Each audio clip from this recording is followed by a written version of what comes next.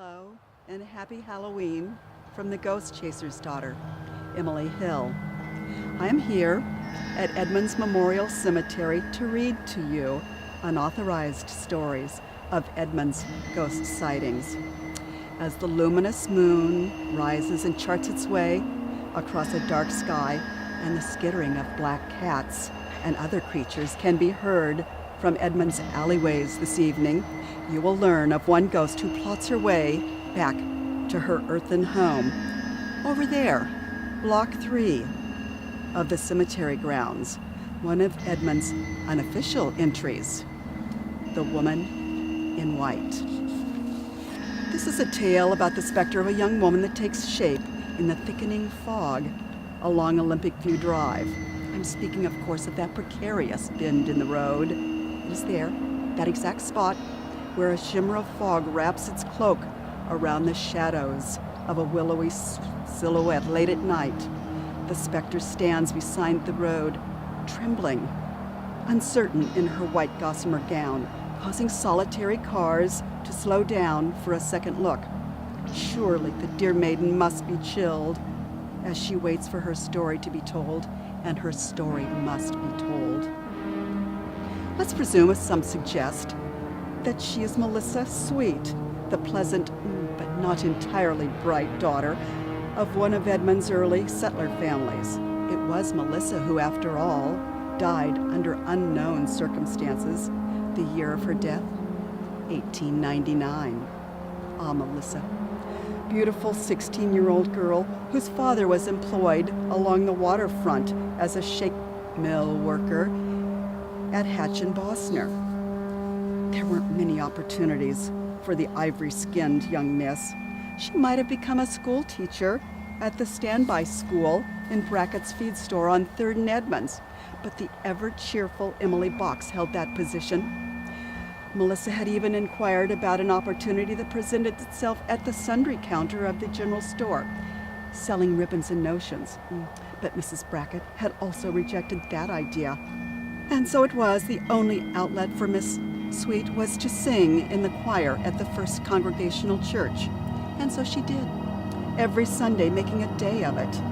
Her voice rang out sweet and clear, the mezzo-soprano notes signaling Miss Sweet's more musky, mature nature.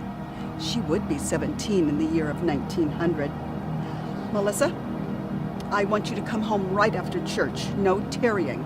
Her father would have undoubtedly instructed her as she left the family's shabby cabin on the last day of her life, having kissed her young brothers goodbye.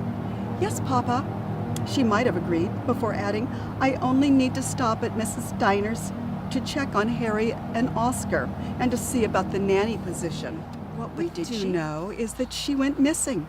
Her body was found several days later on the path leading from the forest north that is now Olympic View Drive. It was a bitterly cold morning as the fog clawed its way up the high bank waterfront, where the cedar mills belched kiln smoke, adding to the gray, drab day.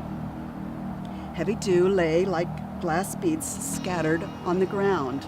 Spiders scurried back and forth across Miss Sweet's curled, dead fingers.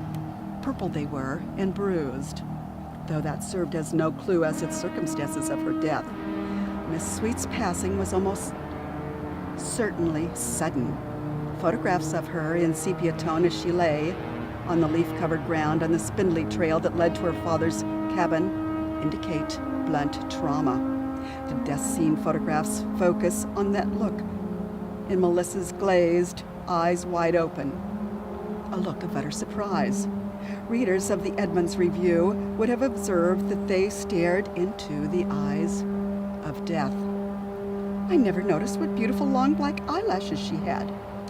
One moment she's alive, the next she's dead. Or is she dead? It was accidental, the weary constable would ultimately reassure Mr. Sweet when asked the age-old question, why? And maybe that is what haunts the soul of the ghost that takes shape on the shrouded nights when foghorns out on the sound sob. As the headlights of drivers leaving Edmonds flash on the muted vision of a silhouette whose bustle and petticoats reveal a period in our history, but not the answers surrounding a young woman's death. And if we're a caring community, we should wonder about the cause of Miss Melissa Sweet's death. Perhaps if you should encounter her spirit as you drive that stretch of Olympic View Drive, lost in the fog on these clammy, still nights of late autumn, you could stop your car and ask the specter why she haunts that stretch of the drive. Or, an even more assured way to learn why she cannot move to the next station of death would be to ask her during a visit to her gravesite, Block 3, Lot 14 here at Edmonds Memorial Cemetery. She's waiting for you now.